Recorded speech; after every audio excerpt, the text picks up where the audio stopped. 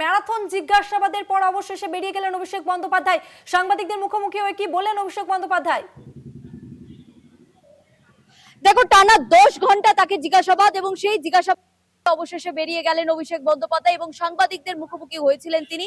তার যে দাবি যে তাকে যেই মামলায় আজকে তলব করা হয়েছে সেই মামলা কিন্তু 4 বছর আগে রেজিস্টার এবং এই মামলায় তাকে আগেও তলব করা হয়েছিল এবং এই মামলায় যারা গ্রেপ্তার হয়েছিল তাদেরকে কিন্তু ইতিমধ্যেই তারা বেল পেয়ে গেছে, তারা প্রত্যেকে বেল পেয়ে গিয়েছে এবং তাদের এই মামলার কিন্তু কোনো রকম কোনো সুরাহা হয়নি। কিন্তু তারপরেও অভিষেক বন্দ্যোপাধ্যায়কে আজকে ডেকে পাঠানো হয়েছে, তিনি হাজিরা দিয়েছেন। এর পরেও তাকে যতবার ডাকবেন তিনি হাজিরা দেবেন এবং সহযোগিতা করবেন বলে এমনটাই কিন্তু অভিষেক বন্দ্যোপাধ্যায় তিনি দাবি করেছেন এবং তিনি বলেছেন যে দিল্লি ভাবছে যে তাদেরকে দমিয়ে দেওয়া যাবে, তারা বিকিয়ে যাবে, কিন্তু কোনোভাবেই তারা দমবে না, তারা বেকাবে না এবং তাদেরকে যতই তাদের উপরে চাপ সৃষ্টি করা হোক না কেন তারা কোনোভাবেই মাথা নত করবেন না, গলা কেটে দিলেও মাথা নত করবেন না বলে এমনটাই কিন্তু অভিষেক বন্দ্যোপাধ্যায় তিনি মন্তব্য করলেন। এবং যে 10 ঘন্টা তাকে জিজ্ঞাসাবাদ করা হয়েছে সেই 10 ঘন্টা জিজ্ঞাসাবাদের করার পরেই কিন্তু তাকে ছাড়া হয়েছে। তাকে দেখা গেল যে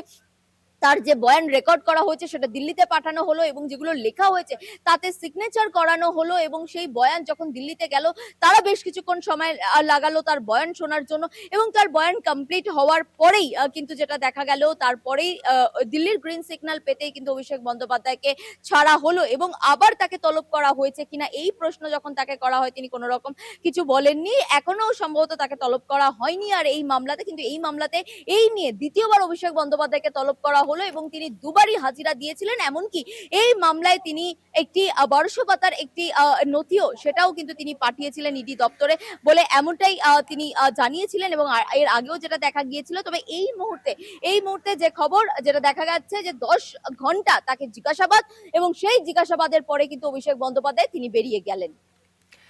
একেবারে রিয়া, ধন্যবাদ জানাবো তোমাকে। এই মুহূর্তে যে আপডেট, অভিষেক বন্দ্যোপাধ্যায় তিনি সিজিও দপ্তর থেকে বেরিয়ে গেলেন। প্রাথমিক শিক্ষা নিয়োগ দুর্নীতি মামলাতে দীর্ঘ জিজ্ঞাসাবাদ করা হয় অভিষেক বন্দ্যোপাধ্যায়কে।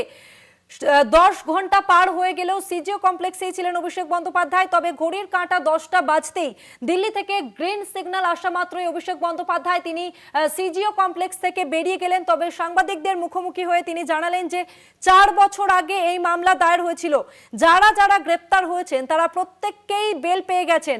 যতবার তাকে এই মামলাতে ডাকা হবে তিনি ততবারই সাড়া দেবেন, তিনি মাথা নত করবেন না, এমনটা একেবারে দাবি করলেন অভিষেক বন্দ্যোপাধ্যায়। দিল্লি ভাবছে দমিয়ে রাখার এমনটাই কার্যত অভিযোগ করলেন অভিষেক বন্দ্যোপাধ্যায়। বিরোধী দল যাতে না থাকে, বিরোধী শূন্য যাতে হয় সেই ষড়যন্ত্র করছে বিজেপি, এমনটাই অভিযোগ অভিষেক বন্দ্যোপাধ্যায়ের। এজেন্সি দিয়ে ভয় দেখানোর চেষ্টা। সিজিও থেকে বেরিয়ে অভিষেক বন্দ্যোপাধ্যায় কি জানিয়েছেন আরো একবার শোনাবো আপনাদের। मोबाइल नीचे कर बाबा। क्या आपको परेशान किया जा रहा है?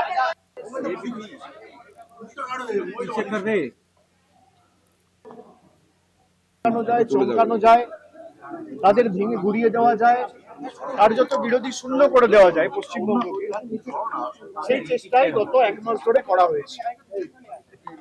প্রথম দিকে এসআইআর এর নাম করে উপযুক্ত ভোট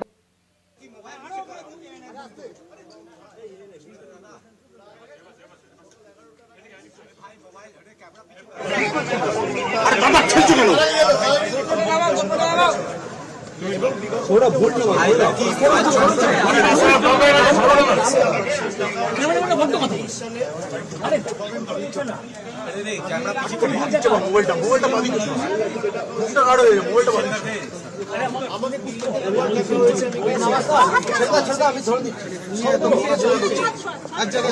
চুপ করে আমার সামর্থ্য অনুযায়ী সাহায্য সহযোগিতা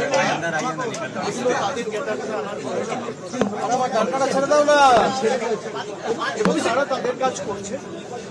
রাজনৈতিক প্রেশার আছে না আছে আমি সেটা যাব না, তার কারণ বিজেপি নিয়ে যত কম বলা যায় তত ভালো। একদিকে দল ভাঙানির খেলা, আর একদিকে বিরোধী শক্তি যারা লড়াই করছে মাথা নত না করে তাদেরকে কি করে দমানো যায়, তাদের ধমকানো যায়, চমকানো যায়, তাদের ভেঙে গুড়িয়ে দেওয়া যায়, কার্যত বিরোধী শূন্য করে দেওয়া যায় পশ্চিমবঙ্গকে, সেই চেষ্টাই গত 1 মাস ধরে করা হয়েছে।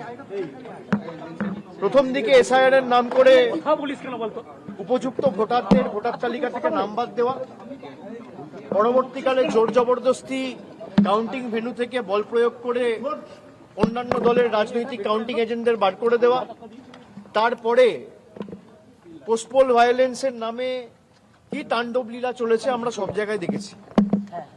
বিরোধীরা যাতে বিরোধী দলনেতার স্বীকৃতি না পায় সেই নিয়ে ষড়যন্ত্র, কনস্পিরেসি, দল ভাঙানো, এমপি ভাঙানো, এমএলএ ভাঙানো, এইসব করে কোনো লাভ নেই। তারা ভেবেছিল যারা এজেন্সির ভয়ে এদিক ওদিক চলে যাচ্ছে মমতা বন্দ্যোপাধ্যায়ের সাথে বা মানুষের স্বার্থকে সামনে রেখে যারা লড়াই করছে, আমরা হয়তো চলে যাব, দমে যাব, মাথা নত করব, আত্মসমর্পণ করব, বিকিয়ে যাব। আমাদের গলা কেটে দিলেও আমরা আত্মসমর্পণ করার লোক না, আমরা লড়াই করার লোক। আমাকে যতবার ডেকেছে আমি বিগত দিনেও এসেছি, আমি আগামী দিনেও আসব।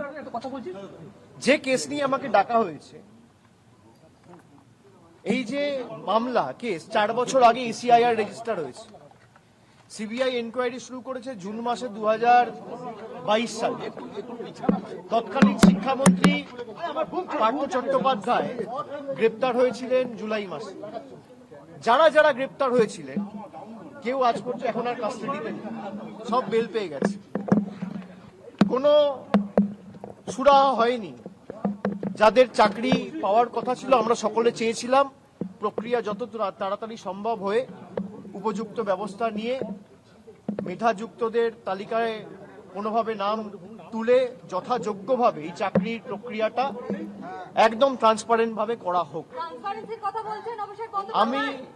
আমি আমার মতো করে চেষ্টা করেছি। যখন যেখানে আমাকে যা প্রশ্ন করেছে আমি তার উত্তর দিয়েছি, এবং আগামী দিনেও তারা যদি আমাকে ডাকে, আমার যদি কোনো পূর্ব নির্ধারিত কর্মসূচি না থাকে, আমি নিশ্চিতভাবে যাব।